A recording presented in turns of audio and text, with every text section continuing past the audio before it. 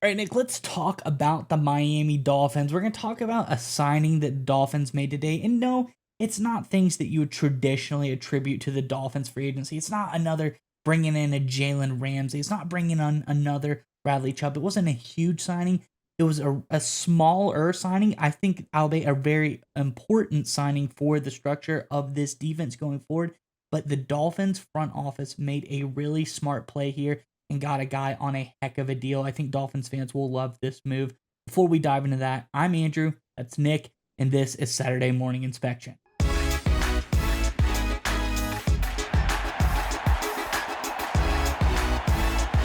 right, Nick, as I alluded to, kind of, gave a little hint here. It's on the defensive side of the ball that this move was made, and it's the re-signing, the re-addition of slot corner Kader Kohou, a guy who's been pretty decent in his tenure with the Dolphins, but his play isn't really the deal here. I think the deal here is the deal, no pun intended, that the Dolphins were able to get Kohou for. I think this was a really smart play by the Dolphins, and this front office is doing a really good job.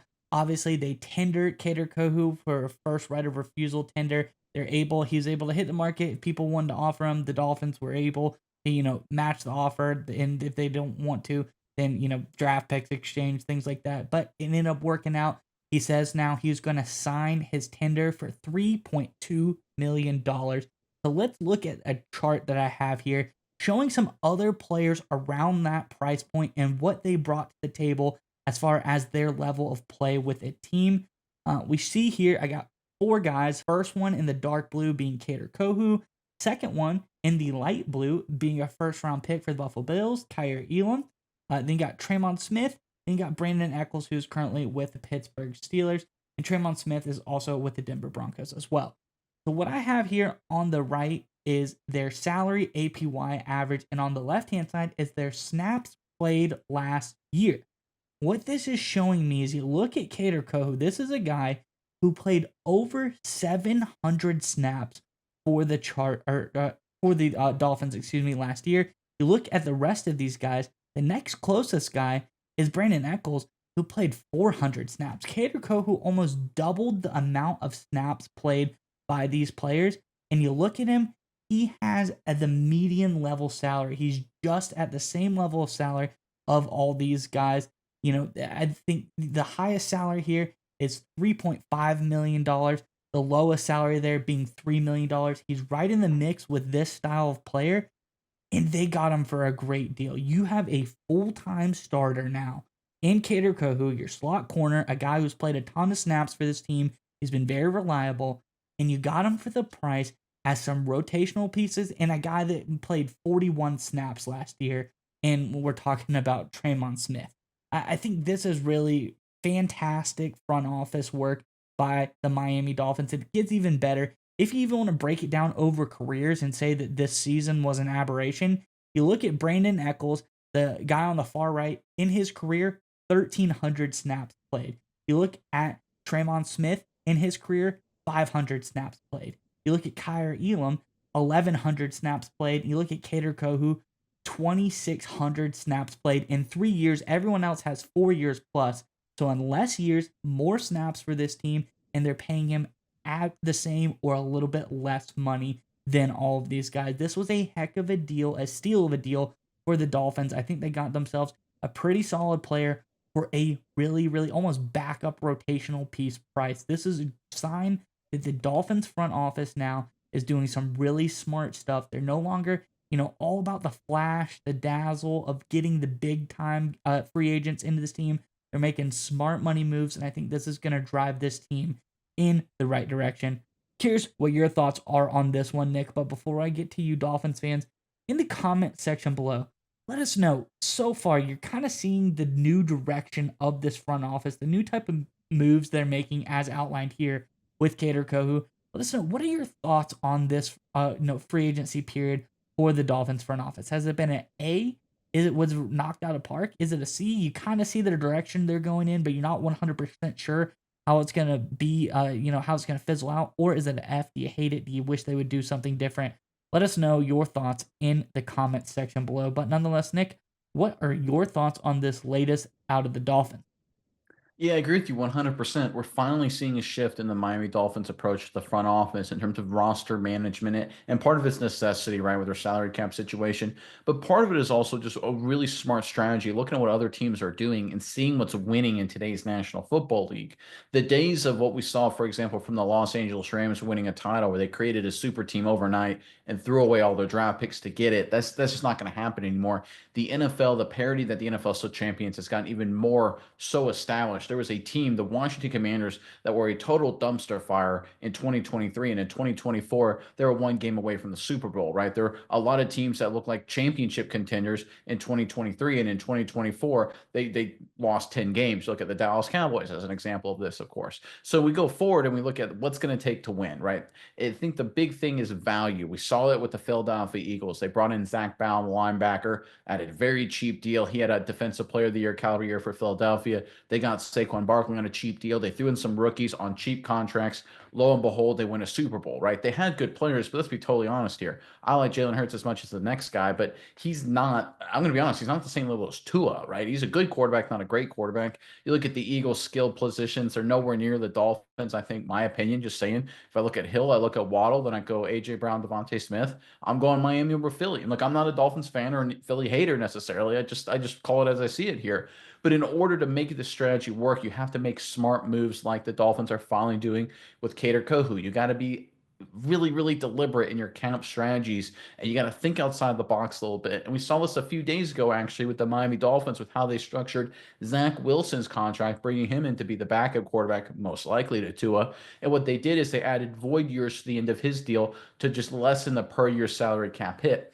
What's interesting about that is that void years are usually only ever done for like stars or big name players, certainly never backups, right? Because the way void years work, it just forces you to pay money to a player when he's no longer on your team, right? The player becomes a free agent, but those void years still count against the books beyond that period of time. So what the Dolphins are doing, those are thinking outside the box. They're getting creative, right? And I think this is what we finally have been waiting for when it comes to Chris Greer in this front office. Think outside the box, be creative. Don't just keep going with the same strategy year in and year out. They've been a decent team, but you need to overcome some obstacles and actually be a deep playoff contender. Talk to Pittsburgh Steelers fans. They're so frustrated right now because all they're doing is winning 9, 10, 11 games a year and then getting killed in the playoffs every year, and they're not changing anything. Pittsburgh fans are beyond frustrated. The Dolphins, to their credit, or at least changing their strategy, they're changing their approach. It was a really smart handling of the Kader Kohou situation. They're being creative with Zach Wilson, right? They're finally starting to think outside the box and coming up with creative ways to manage the salary cap. And the team that does it the best in terms of managing those dollars, they win Super Bowls. Eagles, Chiefs, Patriots. That's how it works. You manage the cap. It's a constrained NFL environment, right? Everyone's got to be under that cap. Everyone only can have a certain number of players. Whoever manages those constraints the best will win titles. The Dolphins have struggled with that in the past, to be totally honest, looking at you, Chris Greer, in the front office. But finally, we're starting to see some change. Yeah, Nick, and I think, like you said, you brought up Wilson, but if you look at the rest of this team, the rest of the signings, the Dolphins have done just a phenomenal job overall over the board. We talked about this one a little while ago. Wide receiver Nick Westbrook at Kine, two Yep, years, great one. $3 million a year, solid player. We talked about the value he brings to this team. You look at James Daniels at guard. Talk about Pittsburgh Steelers coming in 3 years, 24 million. That gets him about the average of 20th highest paid guard in the NFL right now.